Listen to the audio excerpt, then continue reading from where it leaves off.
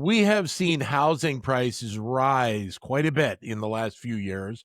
One of the reasons is the low levels of available supply. Building in some markets in the South has slowed dramatically where it was once strong just a few years ago, and really the strength of the industry. And that is also leading to changes in a variety of different locations as to how we're thinking about building around the country. Pleasure to be joined on this topic by Joseph Gyourko, who is a professor of real estate, professor of finance, and professor of business economics and public policy here at the Wharton School. Joe, great to catch up with you again. How are you, sir? I am well. Thanks for having me. So, I mean, part of this is the discussion around some of these different markets, but as a whole, I think we're talking about the issues that the housing industry is having in general, kind of across the country at this moment. That is true, and it's actually a longer run problem than I would have thought before. We did the research that generated this discussion today. Do you want me to start with just a little bit of history on Please the do. American housing market? So I'm going to quickly go through prices and quantities. And I'm going to start 50 years ago in 1975. We have really great housing price indexes going back that far.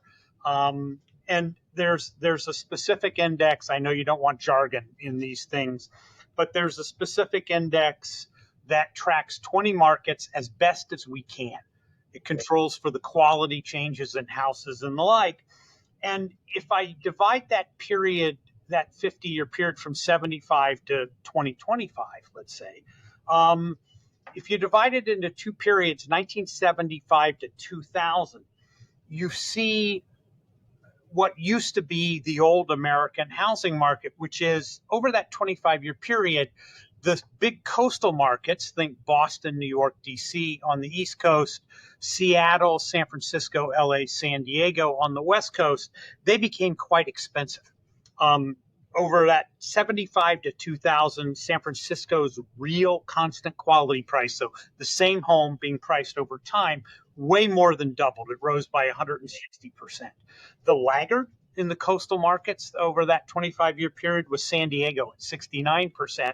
All the other markets I noted were in between basically 70 and 160. Same time period, the Sun Belt. There are 7 Sun Belt markets in this 20 market index. Charlotte was the leader in price growth, real constant quality price growth at 11%. Las Vegas, was the laggard at -4. So basically, from 1975 to 2000, the Sun Belt did not have significant real price growth. Okay. Now, let's look at the last 25 years, not just the last 5 or COVID effects and the like. If you just do 2000 to 2025, if I told you to guess which was the highest appreciating market among the 20 tracked, I bet you would not pick Miami. Miami was the highest appreciating. It was about 155%. Phoenix was close at nearly the same amount. Atlanta was plus 32. And by the way, New York was 70%. That's the New York City metro area. It grew at 70% real price growth over that 25-year period. But the Sun Belt markets were the big growers in price. And it's not just a recent phenomenon. And so now, to a degree, we're not seeing the same type of growth in the Sun Belt in recent years than maybe we saw, in the prior half of that 25-year period. That's exactly right. And I'll try to be brief here. I'll now go to quantities. I'm an economist. We did prices. Let's do quantities next. If you go back to, say, the 1960s, where we have census data, there was a huge spread in the rate of building of new housing across markets.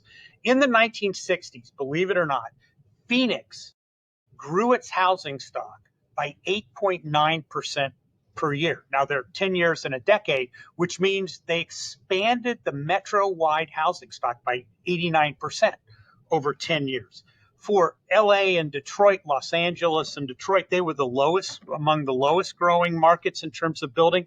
They were at 2.5% in Detroit per year in the 60s, and LA was 4.1. That the difference between Phoenix and Detroit, 8.9 and 2.5, is basically almost a 6.5% difference per year in the stock. Phoenix grew its stock by massively greater amounts than Detroit did. Fast forward 30 years, just to the 1990s, Los Angeles and Detroit are not growing their stocks much at all. They're growing by way less than 1% a year, which means their decadal increase in stock is less than 10%. But Phoenix is down to 3.3% a year, from 8.9 to 3.3. That's in the 1990s. Now let's fast forward to the 2010s, where you started this conversation. Detroit is 0.8% a year, but Dallas is the biggest producer at 1.8%. In other words, the spread used to be 6.5% in the 1960s. It fell to basically 2 to 2.5% in the 1990s, and it's now 0.7%. That's the big change, is that the Sun Belt still produces the most housing across markets in the U.S., but it's at a way less intense rate. Why do you think that is? Well, my co-author in this, we've been doing research on this for a quarter century now, is a guy named Ed Glazier at Harvard, and we think it's local regulation. And that what's happened is in the Sun Belt, particularly suburban areas, are figuring out how to slow and stop new development. It's a feature of the American system that, zoning and permitting is a very, very local decision. So what's happened is there is still very high demand. We still have large internal migration out of the coastal markets on the East and West Coast to the Phoenixes, Miamis, Dallases, and Atlantas of the country, and they're just not building as much. And then you often have to factor in the type of housing that seemingly is being built right now in terms of the rise of multifamily that we've seen kind of go through the roof over the last, couple of decades. And it feels like we're seeing more of that built than we are seeing single family homes. And that's not new. We overbuild multifamily markets from time to time. Most, but not all of that occurs in or near urban cores, central cities, although there are certainly multi-units in the suburbs. But yes, recently we have seen a big rise in multi. We have seen it in the past, but one of the reasons for that is simply because it's become harder to build single family.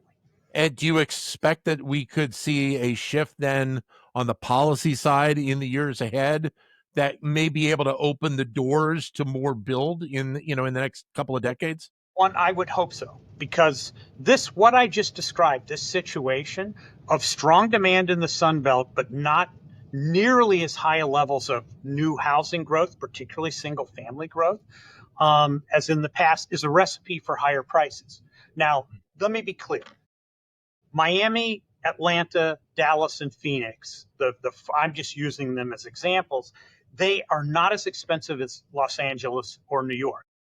But if they continue on this path for another 20 years, they will be, because it took roughly 3 decades of really low growth and high demand to make our coastal markets very, very expensive.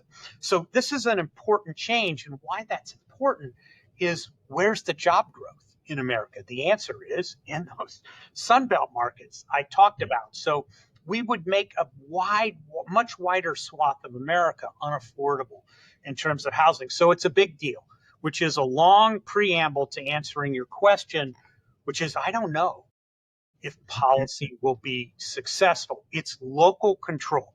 So there's an interesting bill that just came out of the Senate Banking Committee that had bipartisan support.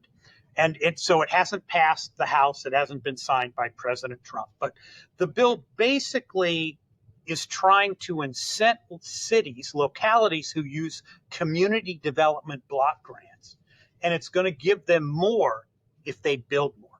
That's what the bill would do. That's one way to do it, is for the federal government to use its resources to incent localities to permit more. But understand, that's a key, that distinction. The federal government does not issue building permits, right? I live in Swarthmore, Pennsylvania, a suburb on the southwest side of this metropolitan area. We control our zoning and our permitting. We do. It's not Governor Shapiro in Harrisburg. It's us.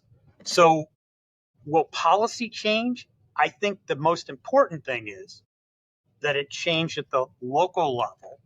And there has to be a recognition that these high prices are, I think, largely, not totally, but largely due to restrictive permitting and high regulation at the local level. Joe, great to have your insight today. Thanks very much for your time. All the best, sir. All right, thanks. You got it. Joseph Gyourko, professor of real estate, as well as professor of finance and professor of business economics and public policy here at the Wharton School.